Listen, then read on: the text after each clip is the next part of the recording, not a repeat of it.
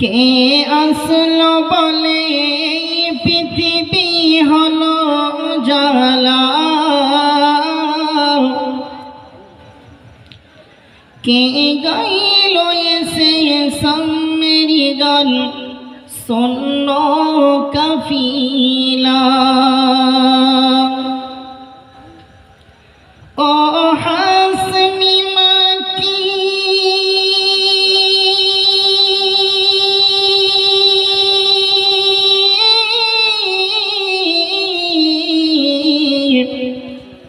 वो हासमी माकी मदनी साहे मदीना, वो नूरे नबी नूरे नबी नूरे मदीना।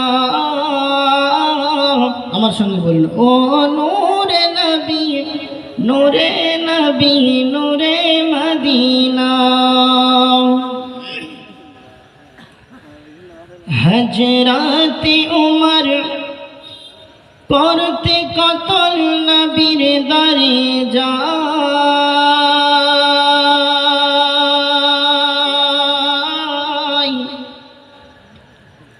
নূরানি তার চেহারা দেখে উমর ফিদা হয়ে যায়। সুবহানাল্লাহ সুবহানাল্লাহ। হযরতে উমর রাদিয়াল্লাহু তাআলা আনহুমা রাসূল পাক সাল্লাল্লাহু আলাইহি ওয়াসাল্লামের গর্দান নেবে বলে চলতে আরম্ভ করেছেন, তাই শেরের মাধ্যমে বলছেন, হযরতে উমর করতে কতল নবীর দরে যায়, নূরানি তার চেহারা দেখে উমর ফিদা হয়ে যায়। কেন কেন তার চেহারা মায়াবী,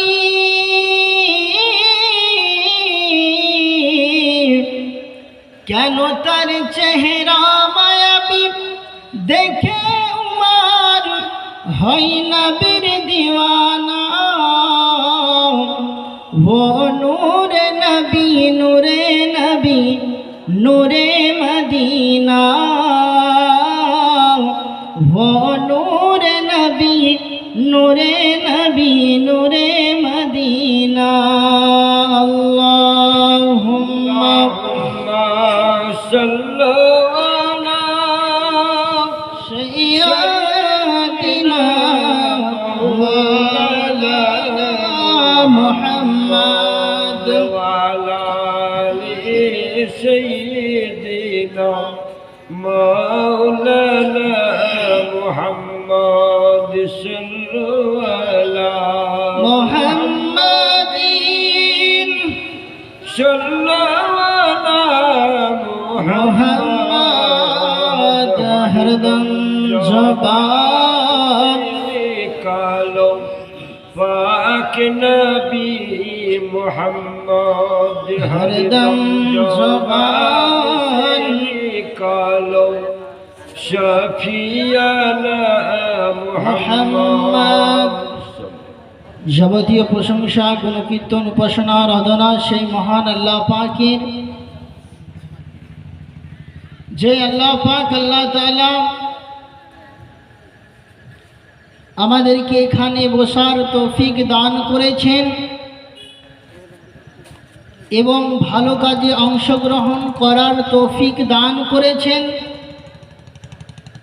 সেই আল্লাহ পাকের শুকরিয়া আদায় করে সকলে উচ্চ স্বরে ভক্তি ভরে বলুন আলহামদুলিল্লাহ আলহামদুলিল্লাহ। তারপরে পরে মা আমিনার লাল মোরর দোলাল আব্দুল্লাহর কলেজার টুকরা, মা আমিনার নয়ন তারা,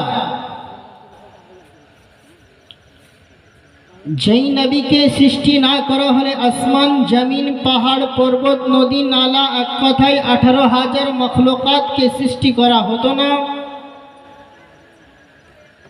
সেই নবীর প্রতি দরুদ ও সালাম অর্ষিত হোক অর্পিত হোক। সকলে উচ্চ স্বরে ভক্তি ভরে বলুন আল্লাহুম্মা আমিন। আল্লাহুম্মা আমিন। মুআজ্জাজ সামিঈন ইকরাম, ব্রাদার ইসলাম, আব্বাজি আমার, ভাই ও বোনেরা, পর্দানাসীন মা ও বোনেরা, সকলেই অবগত আছেন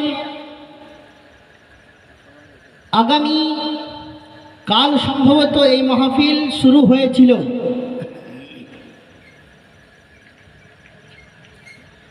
আজকেও শুরু হয়েছে। তাই সমস্ত গ্রামবাসীকে আমার আবেদন, আপনারা আস্তে আস্তে সময় নষ্ট না করে স্টেজের দিকে এগিয়ে আসুন। আমার মূল বক্তব্য আমি শুরু করতে চলেছি। কুরআনুল কারীম ফুরকানুল হামিদ হইতে একখানি আয়াতে কারিমা তেলাওয়াত করেছি, একটি অংশ। কুল্লু নাফসিন জাইকাতুল মাউত। মহান আল্লাহ পাক আল্লাহ তাআলা কুরআনে কারীমের মধ্যে ইরশাদ করে করে বলতেছেন,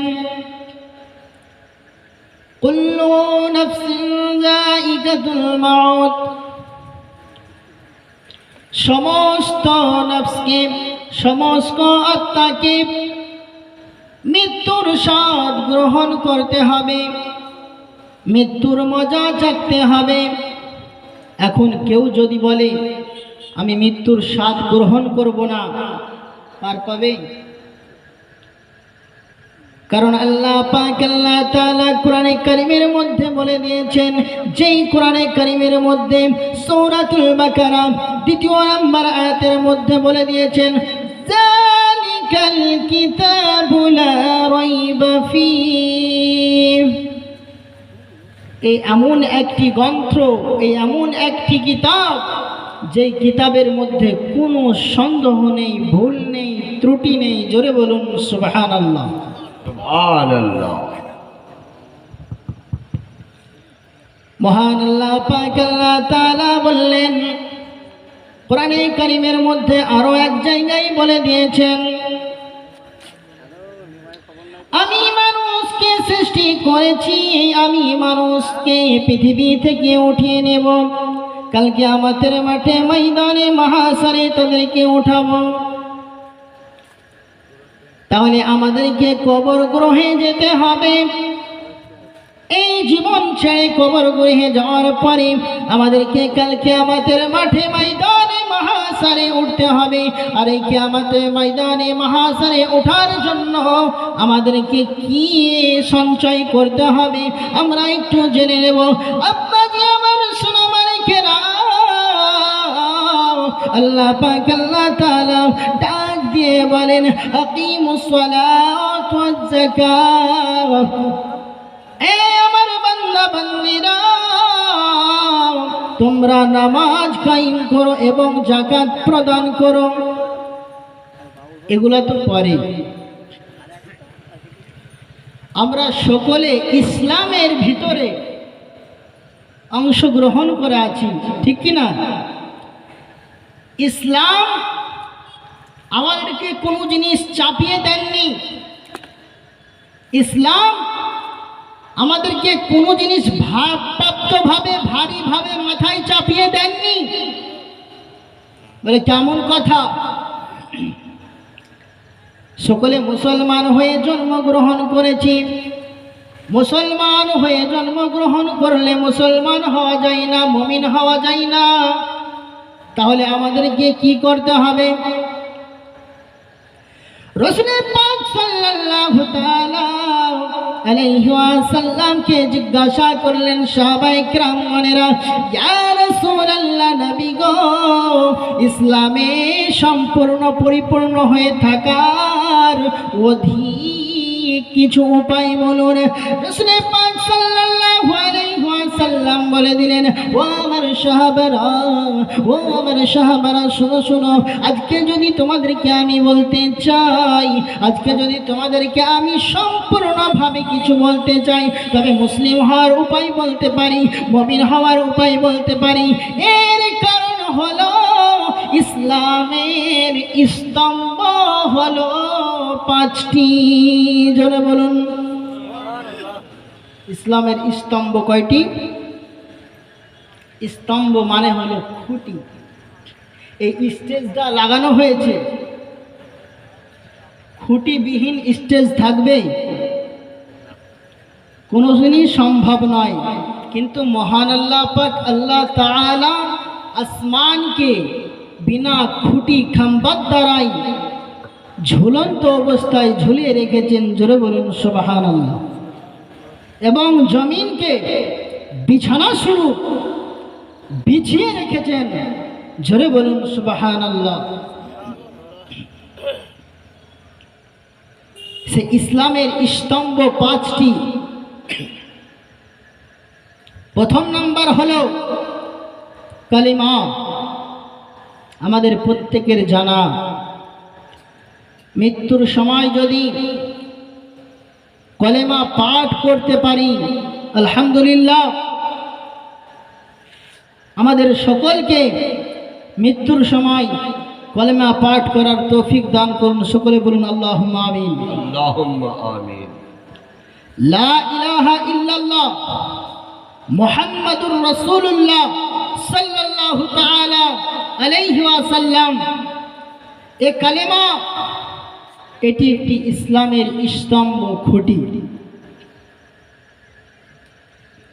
পৃথিবীর জমিনে মা বোনেদের বিবাহ হয়, সন্তানের বিবাহ হয়, তারপরে পৃথিবীর জমিনে একটি সন্তান, ফুটফুটে সন্তান আপনার জন্মগ্রহণ করে। এই সন্তানকে নিয়ে কত আনন্দ, কত খুশি, কত মজা করা যায়। কেউ সন্তানের জন্য আকিকা দিয়ে গরু কেটে গ্রামের লোককে ডেকে খাওয়ায়, আর কেউ সন্তানের জন্য দিন ইসলামের খাতিরে কিছু দান করে থাকেন। এই সন্তান, আজ আপনি বৃদ্ধ হয়ে যাবেন, এই যে সন্তান জন্ম নিল, এই সন্তান আপনার সাহারা হবে না। এই সন্তান কি মুসলমান ঘরে জন্ম নেওয়ার পরে মুসলমান হয়েছে? আমরা সকলেই জানি মুসলমান হয়েছে, কিন্তু মুসলমান হওয়ার পরে কিছু যে কর্মসূচি আছে, সেই কর্মগুলো করতে হবে আমাদেরকে, সেগুলোও তো দরকার। আজ দেখুন, ইসলামের হাদিস ও কোরআনের আলোকে বক্তব্য দেওয়ার জন্য অবশ্যই শুনেছেন মুফতি সলমান আজহারিকে হেরাসতে নিয়েছেন, গ্রেফতার করেছেন। আল্লাহু আকবার কবিরা। এ সলমান আজহারি যেই দিন থেকে হেরাসতে নিয়েছেন, সেই দিন থেকে রোজা রাখতেছেন, আর চলাফেরার কারণে হাঁটতে না পারায় তিনার শরীর অসুস্থ হয়েছেন। তিনার জন্য সকলে দোয়া করবেন। সকলে বলুন আল্লাহুম্মা আমিন। আল্লাহুম্মা আমিন। ব্রাদার মিল্লাতে ইসলামিয়া, ওই সন্তানকে আপনি যখন জন্মগ্রহণ করবেন, আল্লাহ পাক রব্বুল আলামিন পৃথিবীর বুকে পাঠাবেন। পাঠানোর পর ওই সন্তানকে আপনি গানের আড্ডাই দেবেন না, জোয়ার আড্ডাই দেবেন না, তাসের আড্ডাই দেবেন না। কোথায় দিবেন? সর্বপ্রথম ওই সন্তানকে আপনি শিক্ষা দেন। কি শিক্ষা দেন? রসুলের মহাব্বতটা শিক্ষা দিন।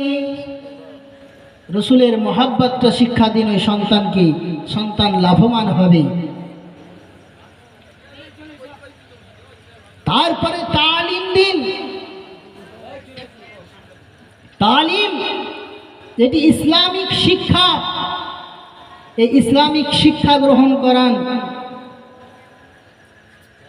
কালিমার পর ইসলামের দ্বিতীয় স্তম্ভ হলো নামাজ। ইসলামের দ্বিতীয় স্তম্ভ নামাজ। এই নামাজকে আল্লাহ পাক রব্বুল আলামিন এত গুরুত্ব দিয়েছেন। এ নামাজ কোথা থেকে এসেছেন, এ নামাজ কি রূপে এসেছেন, একটু ভাবুন। আমি বলতেছি, আপনারা মনোযোগ সহকারে শুনুন। হাদিস ও কোরআনের আলোকে আপনারা যদি শুনে আমল করতে পারেন, আলহামদুলিল্লাহ, আল্লাহ পাক রব্বুল আলামিন আমাদের সকলকে আমল করার তৌফিক দান করুন। সকলে বলুন আল্লাহুম্মা আমিন। আল্লাহুম্মা আমিন। মহান আল্লাহ পাক আল্লাহ তাআলা কোরআনে কারীমের মধ্যে বলে দিয়েছেন, ওয়াকিমুস সালাহ ওয়া আতুজ যাকাত। এই আমার বান্দা বান্দীরা, তোমরা নামাজ কায়েম করো এবং হজ আর যাকাত দাও। এবং এই সালাতটাকে, এই নামাজটাকে ইসলামের স্তম্ভ বলে গণ্য করা হয়েছে। তাহলে নামাজের গুরুত্ব কতটা হতে পারে, নামাজের গুরুত্ব কতটা হতে পারে মুসলমান বাবজি আমার। আজকে আপনাদের গ্রামে আমি দেখলাম মাগরিবের নামাজ পড়াতে গিয়ে 5 থেকে 7 জন মুসল্লি, তার বেশি নয়। এটা কি সম্ভব?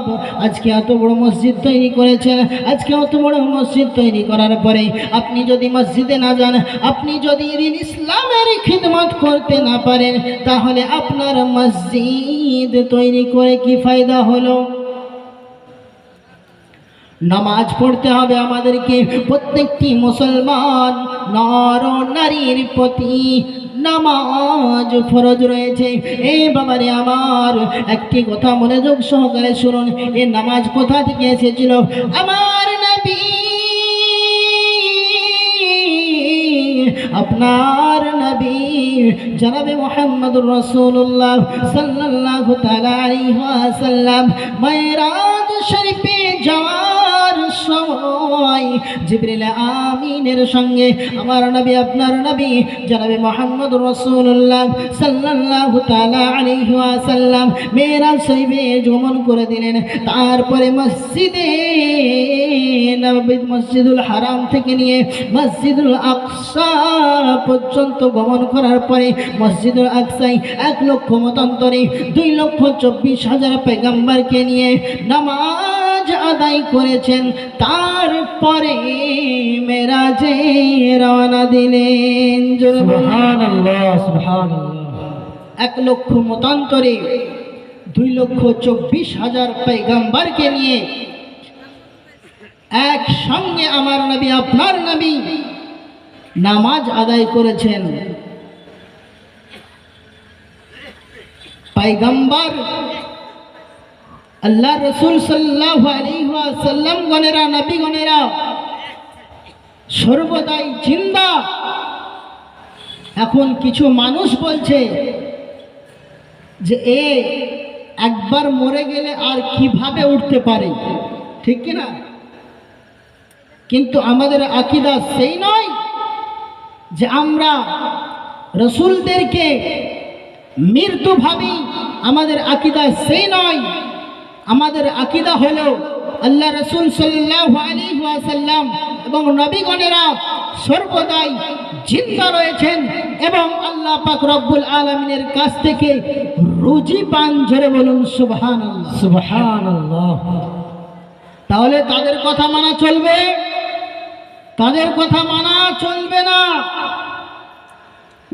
আমার নবী, আপনার নবী জনাবে মুহাম্মদ রাসূলুল্লাহ সাল্লাল্লাহু তাআলা আলাইহি ওয়াসাল্লাম মেরাজে গমন করলেন।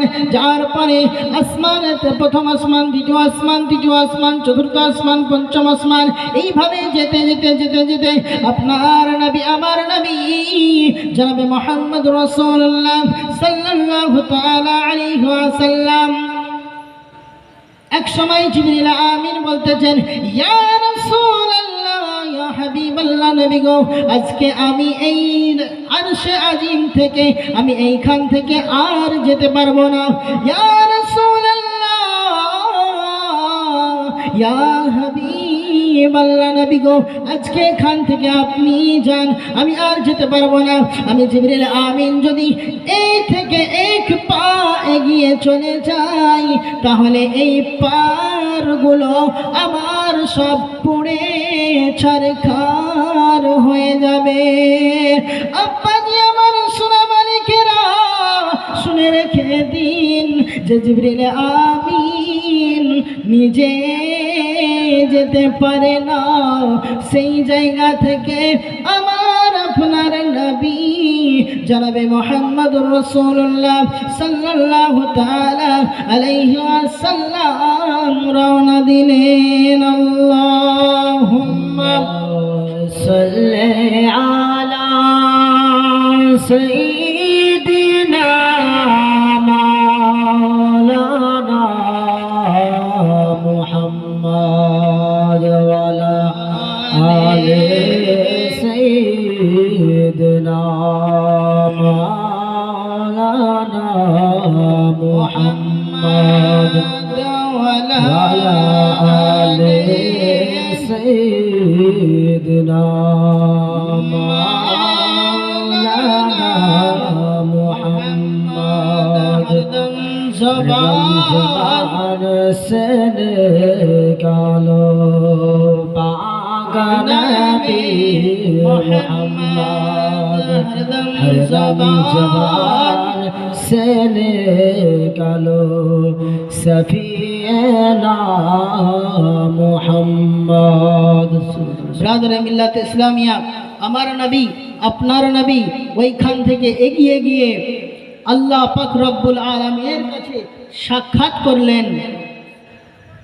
আল্লাহ পাক রব্বুল আলামিনের কাছে সাক্ষাৎ করলেন, তারপরে ফিরে আসবেন। আমার নবী আপনার নবী জনাব মুহাম্মদ রাসূলুল্লাহ সাল্লাল্লাহু আলাইহি ওয়াসাল্লাম আল্লাহ পাক রব্বুল আলামিনের কাছ থেকে সাক্ষাৎ করে ফিরে আসতেছেন। এই সময় 50 ওয়াক্ত নামাজ নিয়ে ফিরে আসছেন। হযরতে মুসা আলাইহিস সালামের সঙ্গে দেখা হলো। দেখা হওয়ার পরে আমার নবী আপনার নবী কে জিজ্ঞাসা করতেছেন, ইয়া রাসূলুল্লাহ, ইয়া হাবিবাল্লাহ নবী গো, আজকে আপনি আমাকে বলুন আল্লাহ পাক রব্বুল আলামিনের কাছ থেকে আপনি কি উপহার নিয়ে এসেছেন। হে মুসা, শুনো শুনো, তবে আমি রাসূল পাক সাল্লাল্লাহু তাআলা আলাইহি ওয়াসাল্লাম আল্লাহ পাক রব্বুল আলামিনের কাছ থেকে 50 ওয়াক্ত নামাজ তোহফা স্বরূপ নিয়ে এসেছি।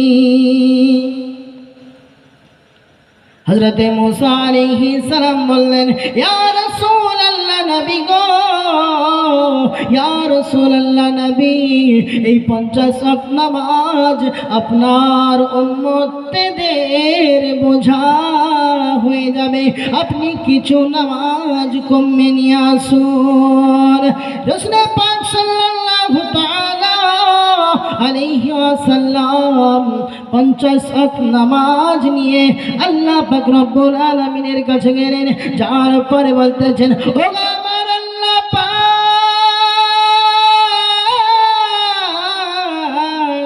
আল্লাহ তাআলা আমার উম্মতদের এই মধ্যে 50 ওয়াক্ত নামাজ বড় ভারী হয়ে যাবে, তাই আজকে আমাকে কিছু নামাজ কমিয়ে দিন। আল্লাহ পাক রব্বুল আলামিন রাসূল পাক সাল্লাল্লাহু আলাইহি ওয়াসাল্লামকে 5 ওয়াক্ত নামাজ কমিয়ে 45 ওয়াক্ত নামাজ দিয়ে পাঠালেন। জোরে বলুন সুবহানাল্লাহ। সুবহানাল্লাহ। আমার নবী আপনার নবী আল্লাহ পাক রব্বুল আলামিনের কাছে গেলেন। যাওয়ার পরে বললেন, আল্লাহ আমার উম্মতদের মধ্যে এই 50 ওয়াক্ত নামাজ ভারী হয়ে যাবে, আপনি কিছু নামাজ কমিয়ে দিন। 5 ওয়াক্ত নামাজ কমানো হলো। আবারও আসলেন। আসার পরে মুসা আলাইহিস সালামের কাছে এলেন। আসার পরে বলতেছেন, ইয়া রাসূলুল্লাহ, ইয়া হাবিবাল্লাহ, নবী গো, কয় ওয়াক্ত নামাজ কমিয়ে নিয়ে এসেছেন? মুসা আলাইহিস সালাম যখন এই কথা জিজ্ঞাসা করলেন, আমার নবী, আপনার নবী ডাক দিয়ে বলেন, মুসা, আজকে আমি রাসূল পাক সাল্লাল্লাহু আলাইহি ওয়াসাল্লাম 5 ওয়াক্ত নামাজ কমিয়ে 45 ওয়াক্ত নামাজ নিয়ে এসেছি। মুসা আলাইহিস সালাম ডাক দিয়ে বলেন, ইয়া রাসূলুল্লাহ, নবী গো, এই 45 ওয়াক্ত নামাজ তোমার উম্মতদের মাথায় ভারী হয়ে যাবে। আবারও আল্লাহ পাক রব্বুল আলামিনের কাছে যান।